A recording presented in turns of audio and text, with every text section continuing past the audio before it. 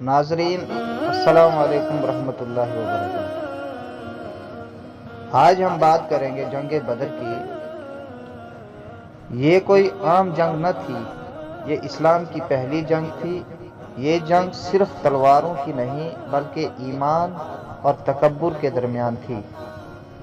یہ جنگ فرشتوں کی موجودگی والی جنگ تھی۔ یہ تھی جنگ بدر۔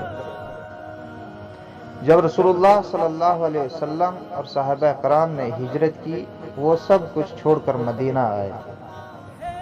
کفار مکہ نے صرف انہیں نکالا نہیں بلکہ ان کے گھروں پر قبضہ کیا، ان کی جائیدادوں کو لوٹا اور ان کے قافلوں کو روکنا شروع کر دیا۔ مدینہ میں مسلمانوں کو سکون ملا، مگر قریش کو یہ گوارا نہ تھا۔ انہیں اسلام کی بڑھتی ہوئی روشنی کھٹکنے لگی، وہ اسلام کو ختم کرنا چاہتے تھے۔ اسی دوران رسول اللہ صلی اللہ علیہ وسلم کو قریش کے ایک مال تجارت سے بھرے قافلے کی خبر ملی جو شام سے مکہ جا رہا تھا۔ قافلہ بہت قیمتی تھا، جس میں مسلمانوں کی چھینی گئی دولت بھی شامل تھی۔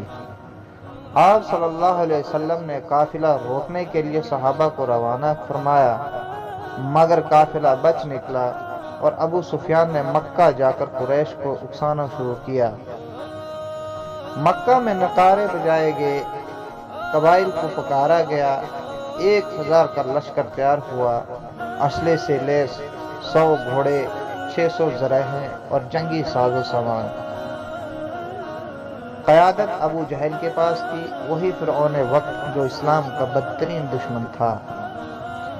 جب یہ خبر مدینہ پہنچی تو رسول اللہ صلی اللہ علیہ وسلم نے صحابہ کرام سے مشورہ کیا۔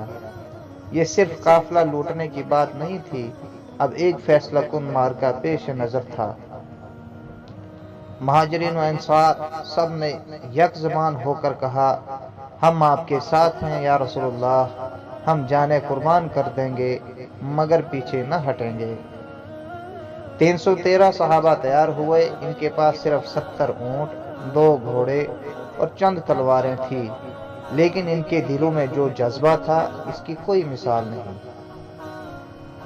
بدر مدینہ سے 80 میل دور ایک غیر معروف مقام تھا، لیکن قدرت نے اسے تاریخ کا سنگ میل بنا دیا۔ جب دونوں لشکر سامنے آئے تو فرق واضح تھا، ایک طرف طاقت، تکبر اور دنیا کا غرور، دوسری طرف فکر، سادگی اور اللہ پر کامل بھروسہ۔ رات کو نبی صلی اللہ علیہ وسلم نے اللہ سے دعائیں کی، آنکھیں اشکبار تھیں، ہاتھ بلند تھے۔ اے اللہ، اگر یہ جماعت آج ہلاک ہو گئی تو زمین پر تیرا نام لینے والا کوئی نہ بچے گا۔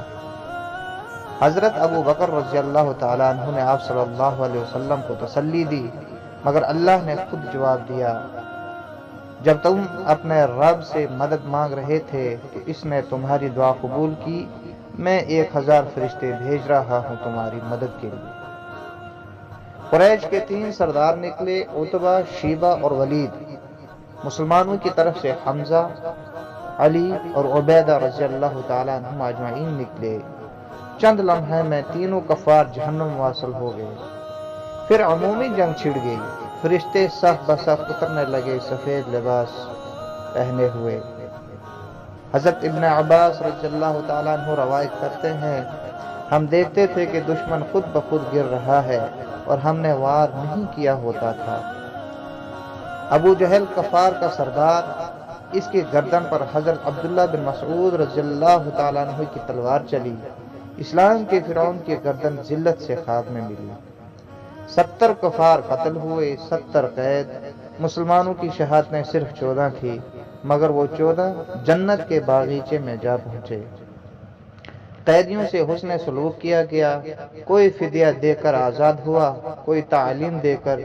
اسلام کا رحم، عدل اور انسانیت کا عملی مظاہرہ بدر کے بعد دنیا نے پہلی بار دیکھا۔ قریش کی کمر ٹوٹ گئی، اسلام کی آواز مدینہ سے نکل کر پورے عرب میں گونجنے لگی۔ یہ ایک ایسی جنگ تھی جس نے کفر کے غرور کو مٹی میں ملا دیا اور ایمان کے چراغ کو چمکا دیا۔